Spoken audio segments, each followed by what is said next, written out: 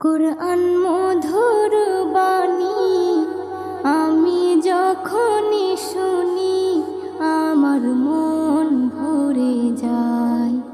কুরআন মধুর বাণী আমি যখনই শুনি আমার মন ভরে যায়।